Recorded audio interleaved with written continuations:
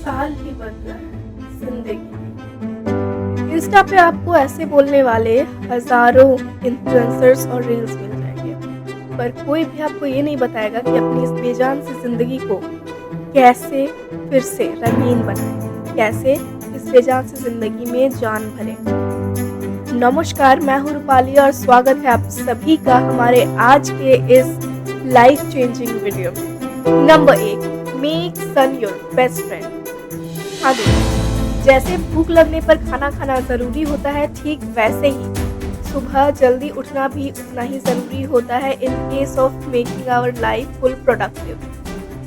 सूर्य देवता की वो फ्रेश कर देने वाली किरणें बहुत ही ज़्यादा हमारी बॉडी के लिए फ़ायदेमंद होती हैं।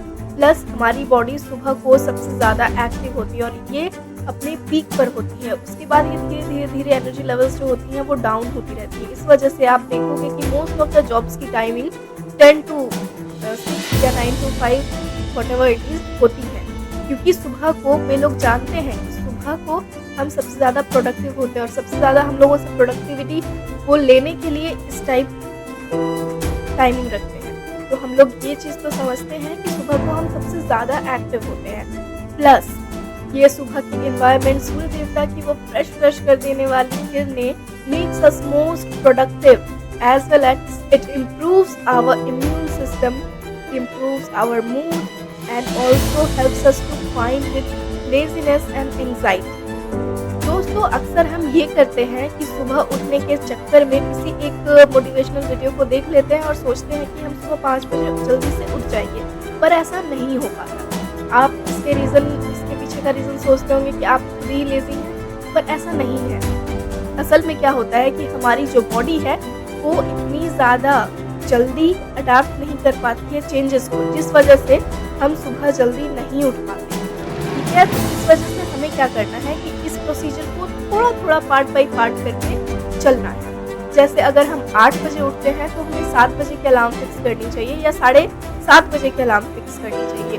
आपको डायरेक्ट अगर आप 8 बजे उठते हैं तो आपको डायरेक्ट 5 बजे की अलार्म नहीं सेट करनी, क्योंकि आप इतनी जल्दी नहीं उठ पाओगे, आपकी बॉडी को इतनी जल्दी उठने की आदत नहीं है। तो आपको क्या करना है कि आप 8 बजे उठते हो तो 7 बजे की अलार्म लगानी है, 9 बजे उठते हो तो 8 बजे की अलार्म लगानी है और इस टाइमिंग को धीरे धीरे पीछे करना है, एक बार में नहीं करना। आप पहले अपनी प्रोग्रेस को देखो कि आप प्रोग्रेस कर पा रहे हो कि नहीं कर पा रहे हो। अगर नहीं कर पा रहे हो तो कुछ दिन तक सेम रूटीन पे स्टक रहो। जब आप 8 बजे के बजाय 7 बजे उठने लग रहे हो तो धीरे धीरे आप अपनी टाइमिंग को जो है वो पीछे करते रहो और आप पाओगे कि एक दिन आप बिना अलार्म के उठ रहे हो। Number 2, make exercise your habit. दोस्तों, योगा और एक्सरसाइज ये ऐसी चीज़ें हैं जिसने पिछले 2 सालों में मेरी लाइफ पूरी ही चेंज कर दी। मैंने अपनी लाइफ को फ्लरिश करते हुए देखा और बिलीव मी दोस्तों, अगर आप एक बार योगा और एक्सरसाइज करने की आदत अपने आप को लगवा देते हो, उसके बाद there is no going back.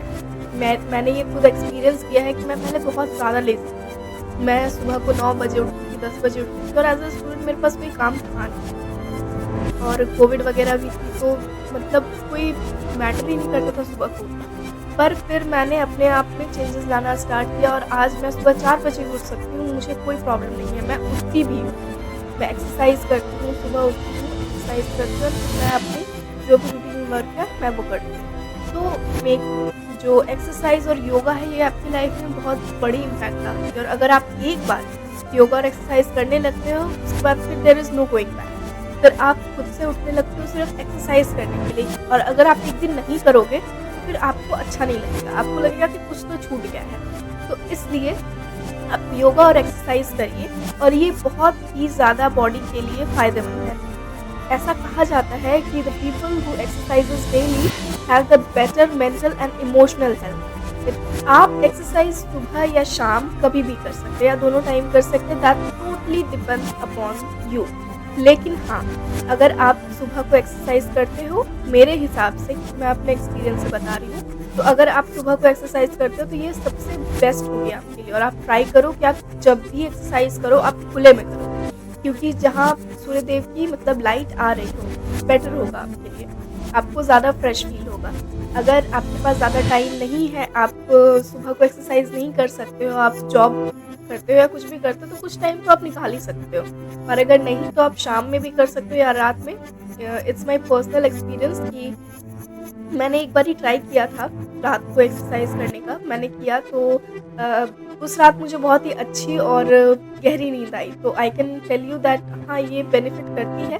पर मैं रेगुलर बेसिस पे नहीं करती, तो मैं आपको ये नहीं बोलूँगी कि आप रात को करो। आप अपने हिसाब से आप देखो, आप एक्सपेरिमेंट करो अपने ऊपर कि आप पे क्या अच्छा सूट करता है, फिर आप वो करो।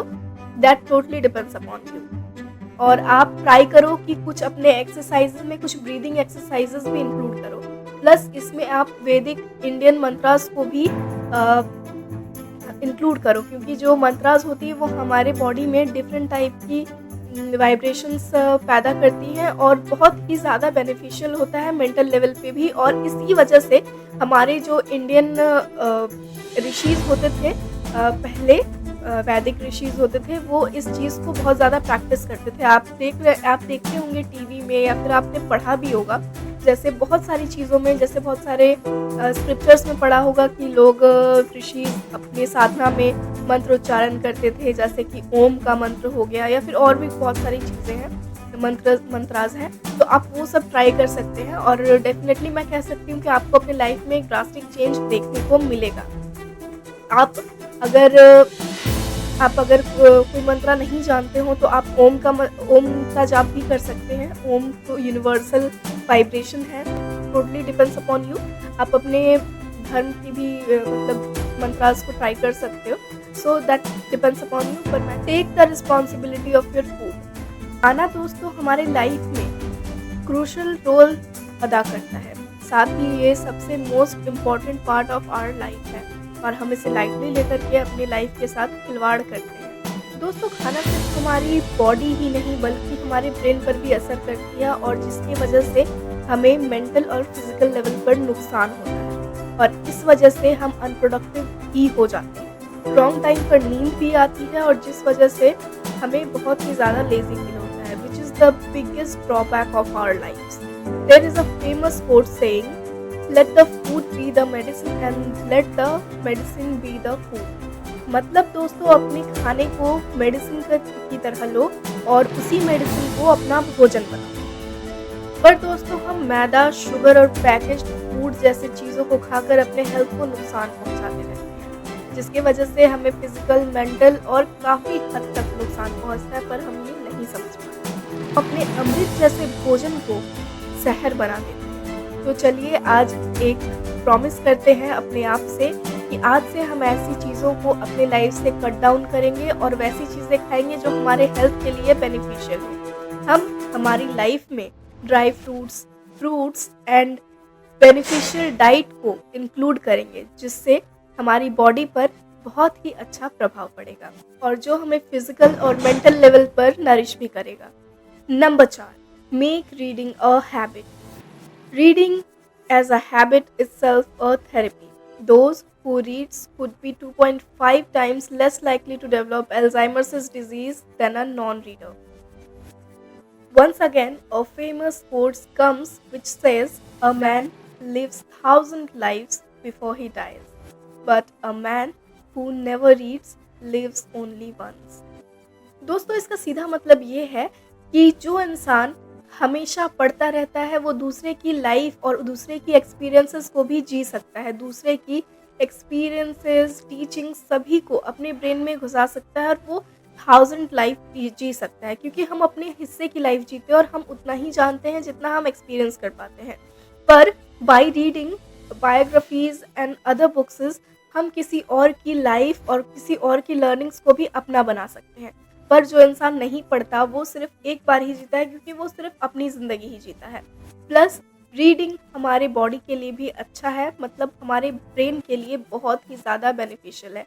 ये स्ट्रेस को भी रिड्यूस करता है, प्लस हमारी भूलने की जो बीमारी होती है वो भी काफ़ी हद तक इसमें रिकवर हो जाती है।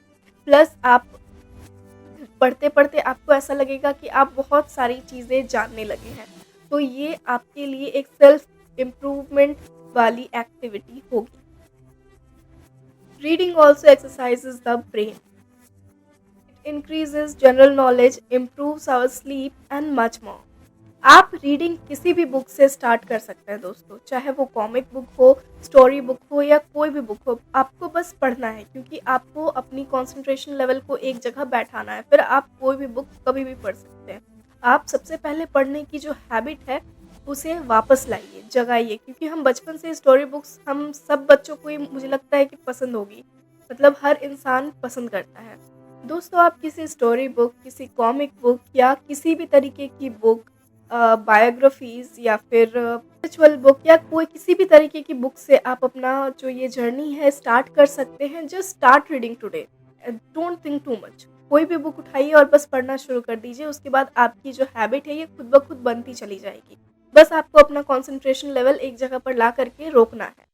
मैं जल्द ही आप लोगों के लिए एक बुक रिकमेंडेशंस की वीडियो लाऊंगी, जिसमें मैं बिगिनर्स के लिए एक वीडियो बनाऊंगी, जिसमें बिगिनर्स के लिए होगा कि वो कौन कौन सी बुक से अपनी पहली बुक रीडिंग की जो हैबिट है उसकी शुरुआत कर सकते हैं। So stay tuned. Now let's jump into our last para number 5, be thankful.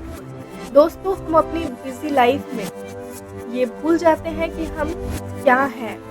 बस हम अपने आप को दूसरे इंसान से बस कंपेयर करते हैं, जो बहुत ही एक गंदी आदत है। और आपने सुना होगा कि लोग बोलते हैं कि कंपैरिजन मेंटालिटी से दूर होइए। ये हमें बहुत ही गलत जगह पे ला करके छोड़ देती है। अगर किसी ने फ़ोन खरीदा तो हम उसके पीछे दौड़ जाते हैं और हम चाहते हैं कि हम भी फ़ोन खरीदें, पर हमें ये देखना होगा कि हमारे पास क्या है। ठीक है, हम पहले कहाँ थे और अब कहाँ हैं। और अगर हम अभी खराब जगह पे खड़े हैं तो हमें अपने आप को इम्प्रूव करना चाहिए, ना कि हमें अपने आप को किसी और से कंपेयर करते रहना चाहिए। हमें भगवान को थैंक यू बोलना चाहिए कि हम कितने लकी हैं कि हमारे पास अपनी जो बॉडी है वो सही सलामत है, हम चल पा रहे हैं, हम खा पा रहे हैं, अच्छा हम जिंदा हैं। और सबसे बड़ी बात कि हम ये फ़ोन लेकर के अपने बेड पे पड़े पड़े वीडियोस देख रहे हैं, हम जिंदा हैं दोस्तों, हम सांस ले रहे हैं। अभी फिलहाल ही कोविड आई थी और कितने लोगों की जानें लेकर के चली गई। हम भगवान को उसके लिए थैंक्स बोलना चाहते हैं, और डेली आप बोलिए, आप सुबह को उठिए और भगवान को ग्रैटिट्यूड के साथ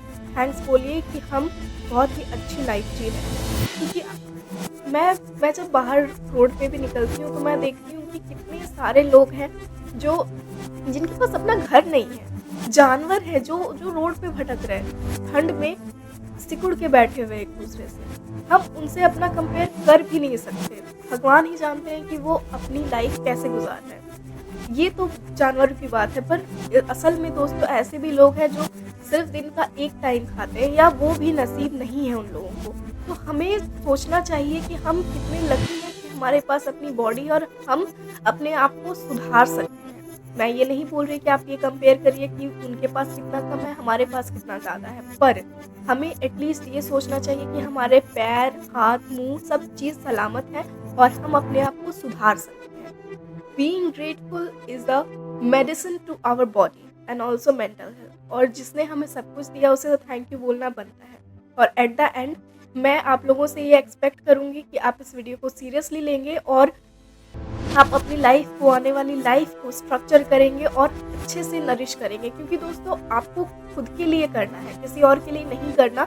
और सबसे बड़ी बात है कि आपकी लाइफ को आप ही को ठीक करनी है, कोई और नहीं आएगा इसे ठीक करने के लिए। तो आप सीरियस होइए, अपने आप को फॉर ग्रांटेड मत लीजिए और अपने ऊपर काम कीजिए। और सबसे ज़्यादा बड़ी बात है कि अपने आप को वैल्यू दीजिए, क्योंकि अगर आप अपनी वैल्यू नहीं करेंगे तो आपकी वैल्यू कोई नहीं करेगा।